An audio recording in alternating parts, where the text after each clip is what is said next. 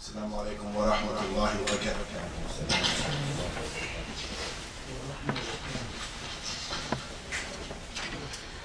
الله أكبر الله أكبر الله أكبر الله أكبر. أشهد أن لا إله إلا الله.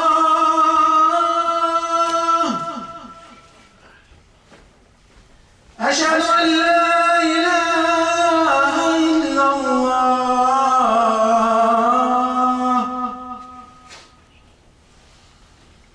أشهد أن محمدًا رسول الله.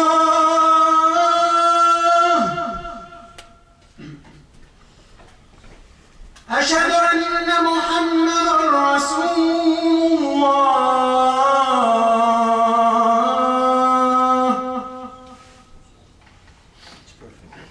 حي على الصلاة.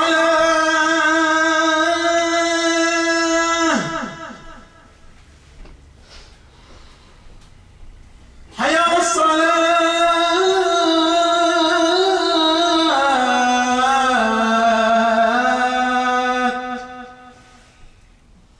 حي على الفلاح. حي على الفلاح.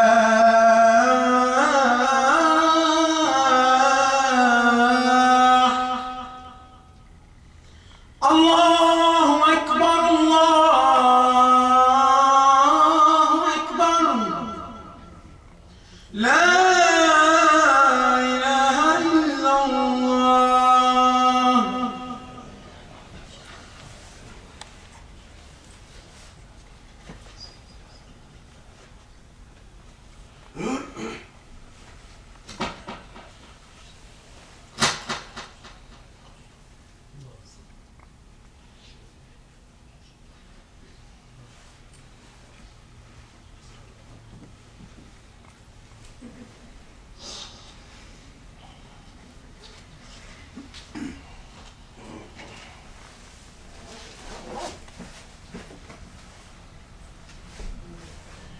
إن الحمد لله نحمده ونستعينه ونستغفره ونعوذ بالله من شرور أنفسنا ومن سيئات أعمالنا.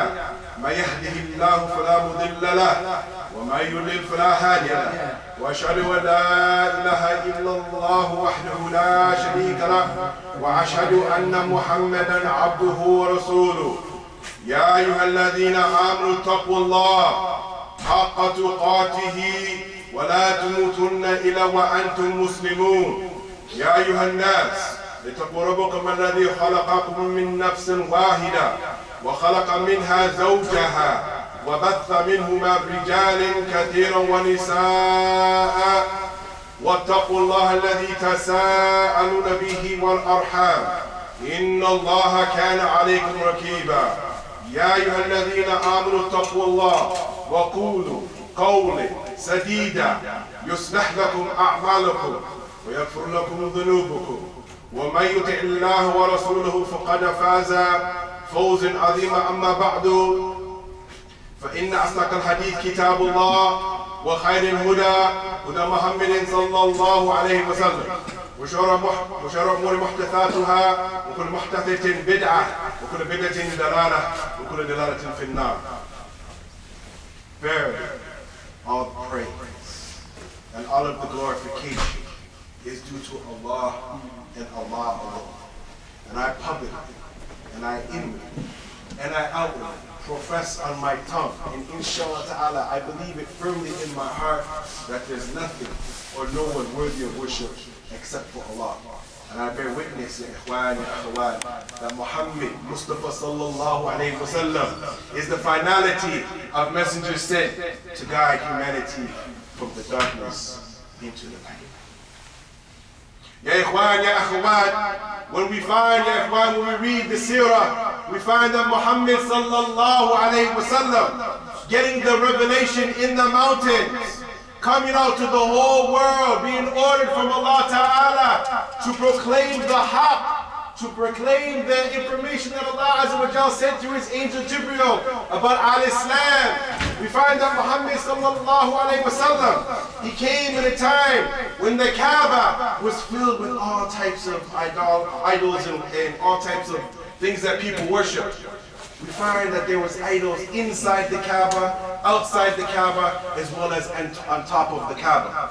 And we find, ya ikhwan, through his message, when he migrated to Medina, it took him many years to eradicate this kufr and shirk from the hearts and the minds of the people. He did not, sallallahu alayhi wa sallam, as soon as he got the revelation, come out and try to start taking the idols out of the Kaaba. No, ya ikhwan, al-wisdom, al-hikmah, wad'u kullu shay fi makanihi wa waqtihi wa munasabatihi, putting everything in its proper place and its proper time and its suitable position.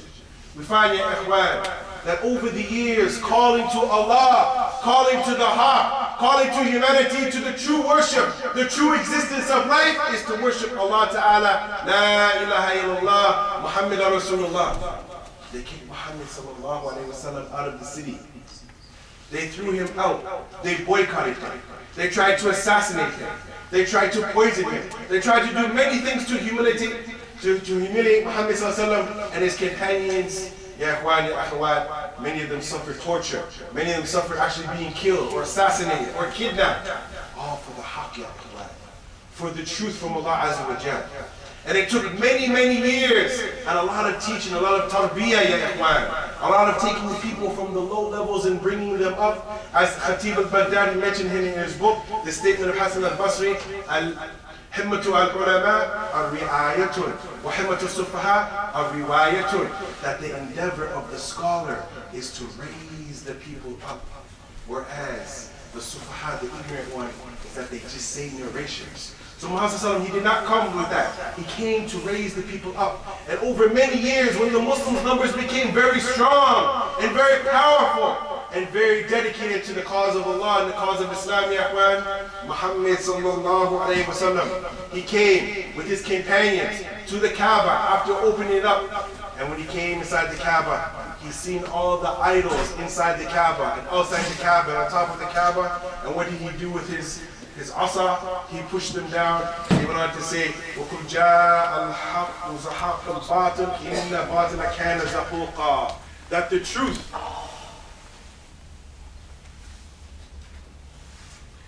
truth, has come, ya ikhwan. That the truth has come. The truth has come from the Lord, and on top of that, ya ikhwan, that falsehood has perished. Falsehood has perished, ya ikhwan. When Muhammad came with At-Tawheed, when he came with Al-Iman and Al-Islam and the Sunnah, ya ikhwan, there was no more excuse for the people that were on the earth at that time to proclaim ignorance, ya ikhwan. There was no more for that, ya ikhwan. We find that the people from the past, they were so dedicated to worshiping their idols, their false gods, that many of them, ya ikhwan, and it shows the ignorance that the Muslims and the people had at that time, that they used to actually build idols out of dates. And after, ya ikhwan, if they had no food, they would take the idol that they made out of dates and they would eat it, ya ikhwan. How can you eat your ilah? How can you eat your God, ya ikhwan? This shows you the Arab who knows the Arabic better than us at that time. When that statement came, Ashhadu an la ilaha illallah wa ashhadu anna Muhammadan Rasulullah, ya ikhwan, that jumla, that sentence, it changed the whole world, ya ikhwan. It changed the landscape of the people, the hearts and the minds. That phrase, ya ikhwan, is not an empty slogan. There is nothing worthy of worship except for Allah, and Muhammad is his messenger. And we find just that simple phrase, ya ikhwan, the Sahaba ridwanullahi alayhim ajma'in, they took different cavalries of different people to go out and to spread the message all over the world. And many of us, our great ancestors, heard the message of Islam and accepted it, ya ikhwan, ya akhawat. But we look at it, ya ikhwan, the sanitation, the purification of the minds and the hearts of the people is of the utmost importance. And when we look at ikhwan, there are some other religious people that are not Muslim that have spent millions and billions of dollars to promote their false gods and their false deities. In Africa, in the 1040 window, which is the longitude and the latitude, there is millions and billions of dollars being spent in that delta area there because there's lots of money, oil, gold, diamonds under the ground, but they want to make the Muslims in that area on a different religion. These people have spent millions and billions of dollars for their false religion to try to take and change the hearts and the minds of the Muslims. And in that area, the Muslims are very poor, ya ikhwan. And when we look at the history, ya ikhwan, the people that are usually very serious about their religion in general is the poor people. Because some of the rich people, they believe, ya ikhwan, that they don't need Allah, that they're self-sufficient, that they have nothing. But we know, ya ikhwan, Wallahu ghalibun ala amri, walakin akthar an-nas la ya'lamun. That Allah, He is in control of our affairs. But most of the people, they don't know. And as we know, ya ikhwan, that there's people with millions and billions of dollars that Malik al-Maut comes to visit every single day, or once a week he'll come and he'll snatch that soul. So just because, ya ikhwan, you feel that alhamdulillahi rabbil alameen, I'm a person, I'm self-sufficient, I can walk. Some people, they used to be able to walk, they cannot walk anymore. Some people, they used to be able to run, they can't run anymore. Some of the brothers you see, if you look around, some of the brothers were getting very old, or gray is coming in our beard. We can't move around like we used to, ya ikhwan. And this is the meaning, ya ikhwan, of Allahu Akbar. Allahu Akbar min kulli shay. We have to start to study the Arabic language. Allah is greater and bigger and better than everything and everyone, ya ikhwan. That's why when we come to the masjid and when you hear the call, Allahu Akbar, Allahu Akbar, that means, ya ikhwan, it's time to turn off your cell phone and your dunya. It's time to stop worrying about what's going on out in the street. It's time for you to empty your mind and your heart and come into the house of Allah and to stand in front of Allah Azza wa Jalla, ya ikhwan, meek and humble. If you knew, ya ikhwan, as one of our brothers, he passed away a few weeks ago, that you had only 6 hours left in your day of the rest of your life, and you had Dhuhr, Asr, and Maghrib, and then by then Malik al-Maut will visit you before the Isha, what would you be doing at that time? Would you be preparing your will? Would you be trying to take out as much money and give it to your family as you could? What would you do at that time?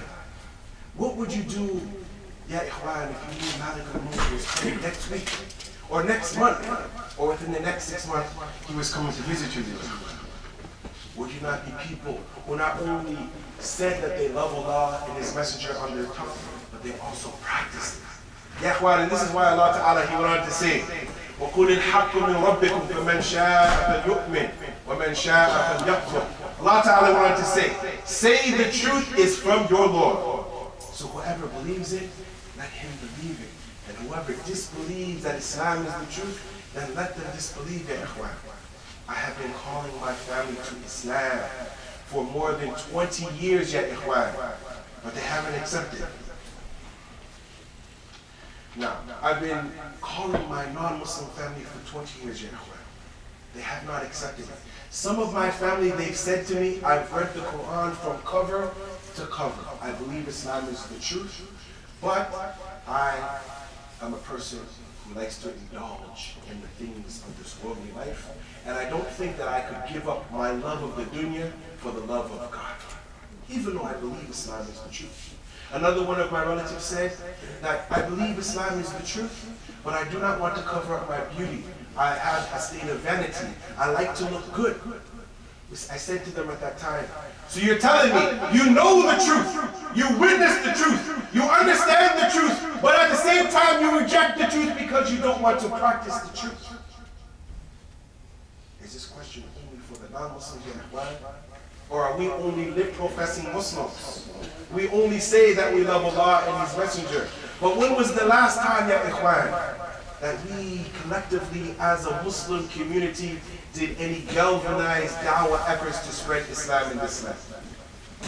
I know hundreds of brothers that used to be active, but over the last few years, because of the situation of 9/11, the 18 brothers getting arrested, and many other problems in the community where people just don't trust anybody anymore, everybody, they just sat back and they said, you know what, I'll just be a regular Muslim, I'll come to the masjid, I'll read my Quran, and I'll go home, and that's it. Now, if that's really all that you can do because you're busy, then mashallah, tabarakallah. But yeah, ikhwan, people like Imam al-Bukhari, rahimahullah, an alim Rabbani, used to get on his camel or horse to go and get one hadith, almost days travel, 30 days travel, yeah, ikhwan, to get one hadith of the Prophet sallallahu alaihi wasallam. So when we look at the conviction of the people from the past, when we compare ourselves to them, when we look at the Sahaba and the Tabi'een and the Itba' Tabi'een and the ulama, we look at how they practice Islam and how we practice Islam. When we look at their ibadah and our ibadah, when we look at their tilawat al-Quran and our tilawat al-Quran, when we look at their efforts of spreading Islam and defending Islam, ya ikhwan, it's like night and it's like day, ya ikhwan. And I have some members from my family that practice a different religion. Every Friday, Saturday, and Sunday, they're at their religious place trying to promote their religion, calling their friends for food and for dinner, helping their friends that need help. But the Muslim community, ya ikhwan, we are lacking, brothers. We are lacking. Even to the extent, ya ikhwan, I know literally thousands of people that I hardly get a phone call from the brothers to just say, Assalamu alaikum akhi, kayfa hal, kayfa usraduka, kayfa. The only time that the people generally call is when they have a haja, when they have a need. Akhi, can you help me out? Akhi, do you have some money? Brother, can you assist us? We need the phone number of somebody. Yeah, this is not what the message came to teach the people about Islam. We have to be people who give, not always take. The upper hand is always better than the lower hand, but sometimes the people need, so we should give to them, ya ikhwan. And when we look at ikhwan, some of the things that are causing people to misunderstand the truth of Islam, amongst the non-Muslims and the Muslims, there's a few that I took down. And I scholastically went into the books of the ulama, and these few things have been impeding the progress of us spreading Islam. Number one, ashirk.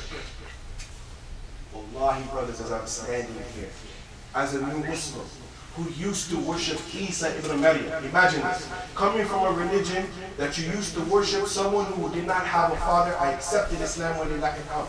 Coming into Islam and going to the land of the Muslims, I seen with my own two eyes while I was in Egypt. I went with my own eyes to see these masajid that the Muslims built with quote-unquote saints, and I seen them making sujood down to a grave of this person and that person, Shaheed so-and-so and Awliya so-and-so. And I asked these Muslims, I'm a new Muslim. I haven't had Islam in my family for 1,000 years. What is the meaning of Iyyaka na'budu wa Iyyaka nasta'in? Can you tell me what it is, ya ikhwan? Iyyaka na'budu wa Iyyaka nasta'in. And the Muslim is sitting down, putting his hand on the ground and asking for land where Allah who's in the grave and the maggots have already eaten off his skin. Asking him, can you make my wife pregnant? This is shirk, ya ikhwan. It's not acceptable. This nullifies your Islam, ya ikhwan. You can say on your tongue, ashhadu an la ilaha illallah, go to the grave, ask for something, somebody else for something, and that's it. You've left Islam just like that. You need to come back into Islam.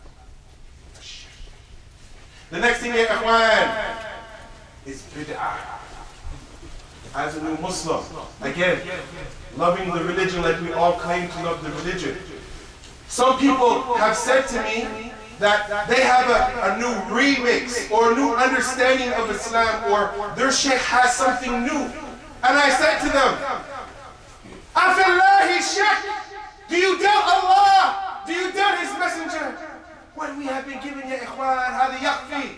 The Quran and the authentic sunnah of the messenger of Allah, sallallahu alayhi wa sallam. Do we need something else other than that, ya ikhwan? Do we need something else other than the Quran and the authentic sunnah?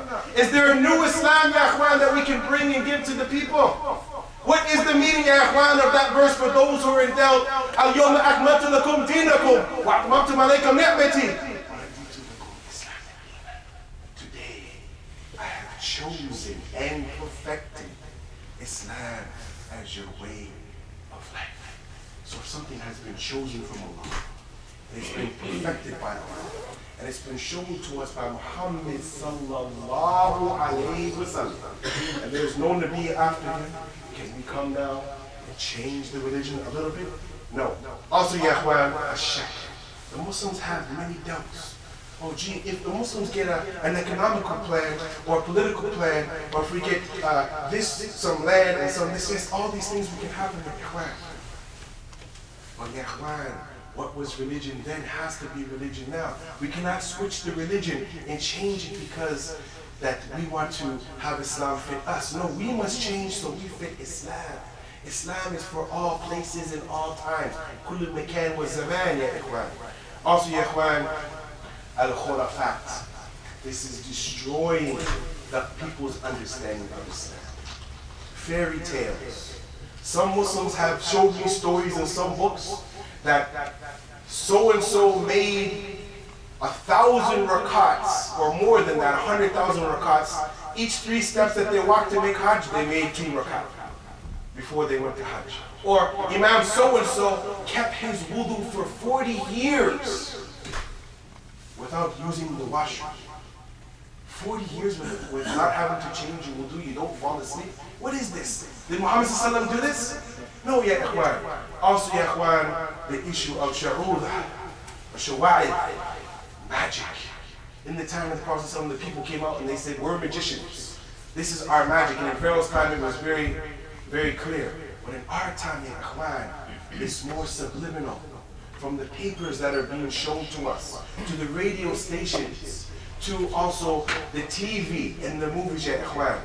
And there's a disease, ya ikhwan, called alim al-lisan. People having the gift of gab. So much so the Prophet said that there's magic in some people's speech. There's magic in some people's speech. You have to be careful of this, ya ikhwan. Also, ya ikhwan, the issue of shubha. Shubha and hawa and shahwa. Muslims, ya ikhwan, over the years, they have told me, Akhi Muslim, I'm a Muslim, but you know, every now and then, if I do a little haram, who knows? Who knows? Nobody's gonna put me in the jail, or I'll be put the hudud on me from Allah Azza wa Jalla if I do a little haram. This answer, when I heard it, I asked the brother, Akhi Muslim! Allah Azza wa Jalla, the one who is high above his throne, he knows. Don't you know that? That's basic Islam 101. Allah, he sees, and he hears, and he knows everything. Allah, he knows everything that we do, ya ikhwan. But for those that hearken, ya ikhwan, will find that there is a great ibra, a great lesson in this.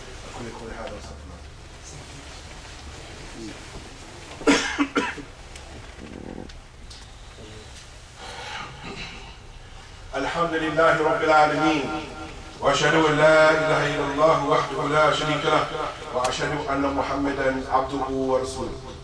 Ya ikhwan, ya akhwat, the Prophet sallallahu alaihi wasallam said in a beautiful narration, ya ikhwan, teaching the Muslims the basics of the religion, teaching the Muslims that we have to be people who seek knowledge. Al-ilm, that knowledge, we should have, ya ikhwan, al-ilm qabl al-qawli wal-amal. Qabl al-qawli wal-amal. Knowledge! Knowledge, ya ikhwan! That means you have to get up and you have to go and seek knowledge.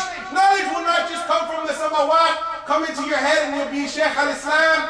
You have to sit down, ya ikhwan, and learn the religion. And wallahi, if I was to quiz some of the Muslims here about how to make wudu properly according to the sunnah, and we've done this, many of us don't know the prerequisites of how to make wudu. The prerequisites of salat, the arkan, and the shurut of salat, many of us, we might have learned it back 20, 30 years ago. Isn't it a time to revise our religion? Maraja yani. If a person had memorized the book of Allah, and after we gave them a dinner, and we made some beautiful food for them, and then after they said, that's it, I finished the knowledge, I memorized the Quran, I'll not pick it up again. And then 20 years from now, we said, go ahead and leave the salat. Do you think that that brother who left and put down the Quran, he's going to still have the Quran by memory? Same thing, ya ikhwan, the basics of the religion. If you do not review the basics of the religion, there'll be people that we really don't have any substance in our understanding of Islam and basic fiqh issues, ya ikhwan. when was the last time that we learned anything to help us to understand Islam or to teach our family? One of the Muslims, they asked me recently, is it permissible for me to go to the market and the guy, he's making some sandwiches of pork, can I get a tuna fish sandwich? I said, this question, ya Ikhwan, you need to understand first of all, what is halal and haram? Can you go there and get a tuna fish sandwich? Well, the tuna, we know it's halal. But the pork and the pork knife and the whole preparation is haram. Why not go down to Ahmed's and support him? And the issue, ya Ikhwan, of supporting the Muslims. Al-wala' wal-bara'. The other day I took my son, this is a side point, brothers, to a Korean store. This store was, mashallah, so big and they were so organized, and wallahi, look, it was so clean. When we come to the Muslim businesses or to the Muslim home, or ya Ikhwan, to Allah's house, which is supposed to be in charge of us, ya Ikhwan, and most of the days, you see the brothers that work very hard today to try to make it clean. We find, ya Ikhwan, we come to many of the masajids, there's no toilet paper. The garbages, they're not empty. The Muslims, they bring all types of filth into the masjid. Ya Ikhwan, we have a responsibility to protect and to look after the affairs of Allah Azza wa Jalla and His religion, ya Ikhwan. Allah, He will replace us with better people. And our brothers, I'm calling to your heart. If we're not serious, ya Ikhwan, we can be replaced. And inshallah ta'ala, ya Ikhwan, Allah ta'ala, He wanted to say, just another reminder for myself and for you, because nobody's better than anybody here, only Allah, He will judge us all. Allah ta'ala wanted to say, أَحَقٌّ مِنْ رَبِّكَ فَلَا تَكُنْ مِنَ الْمُمْتَرِينَ. Allah ta'ala says, the truth is from your Lord. The truth, al-haq, is from your Lord, so don't be from amongst those doubters. So ya Ikhwan, if we find that somebody has taken an opportunity because some of the Muslims have committed some sins, or maybe they made a mistake, and then they put that in the media and they push it up, whether it's true or not, yes, we should take a lesson from that, ya Ikhwan. Some Muslims, they called me up and they said, this is horrible, this is terrible, the Muslim example is so bad. And I said, ya Ikhwan, we have to be people that use the media and use whatever means that we can to make Islam look beautiful in the eyes of the people. Ya Ikhwan, our neighbors are here. And we've been getting many complaints over the years and many masajid that we as brothers, we park in their places, ya Ikhwan. We disturb our neighbors. We disturb our friends. And then when something happens in the community, ya Ikhwan, we want to try to go there to say, Bab and Sadi, we're good people. We're not like them. Well, if we had good character and we had good behavior, ya Ikhwan, automatically the people, they would say, you know what, Abdul, he's a good guy. You know, whatever happened, he's not like that. Because you know why? He gives. He helps out. He shares. He's a kind person. And this is, ya Ikhwan, the Prophet said, in a beautiful hadith, he said, he said, I have not been sent except for to establish the good character, ya Ikhwan. The Muslims, we are some of the people that some of the worst things come off of our tongue. And I'm sad to say that if it's coming off of our tongues, brothers, what is in our hearts? We should have beautiful character. We should have beautiful words, a beautiful smell. When the people see the Muslims coming down, they should say, these are the examples to be followed. Just like Muhammad sallallahu alayhi wa sallam. He was the best example, ya Ikhwan. Is there anybody that you know that is a better example than Muhammad sallallahu alayhi wa sallam? Think all the people that you have read about or met in your life. Is there anyone that inspires you like Muhammad sallallahu alayhi wa sallam? Let us begin today, brothers, with trying to near the image of Muhammad sallallahu alayhi wa sallam. If it's not for one day, then at least for 1 week. If it's not for 1 week, ya Ikhwan, then let's try to be like him for 1 month. And if we could do that for 1 year, ya Ikhwan, and we had the character of Muhammad sallallahu alayhi wa sallam, I believe, ya Ikhwan, we do not only need to go out and give dawah pamphlets to people, or to get on the radio to talk about Islam, or to go on the TV and talk about Islam. The people would see Islam intrinsically in our body, in our language, and in our behavior, that the people would sit there and say, these Muslim people, they are great people. Like when the Muslims, when the Arab Muslims, they went to Indonesia, they were people that were honest.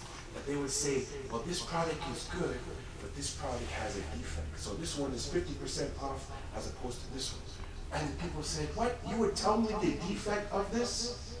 Ikhwan, not to say that Muslim mechanics are bad or Muslim businessmen are bad, but I have had dealings with Muslims over the last 20 years, Ikhwan, that as soon as I come through the door, they're trying to figure out how to steal my money. When I go to Bob or Sally or anywhere, they say, here's a discount for you. Ikhwan, we have to offer services to the people. We cannot just be people that take and grab and benefit from the society and not give anything back, Ikhwan. I'm speaking from the heart. There's a brother here that you know. Say to him, talk to him.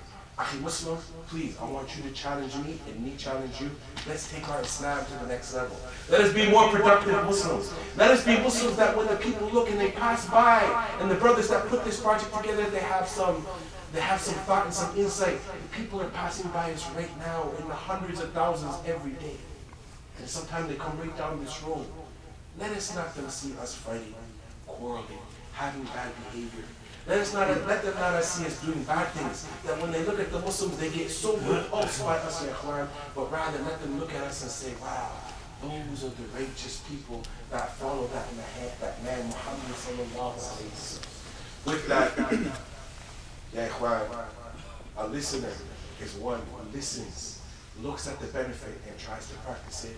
And inshallah ta'ala, I want to be the first one who listens and tries to practice. With that, هذا ما عندي وصلى الله وسلم على نبينا محمد وعلى آله وصحبه أجمعين. سبحانك اللهم وبحمدك وأشهد أن لا إله إلا أنت ونستغفرك ونتوب إليك. Let us begin, ya Ikhwan, with changing and reforming ourselves before we expect anybody else to be reformed. With that, Akim Salam.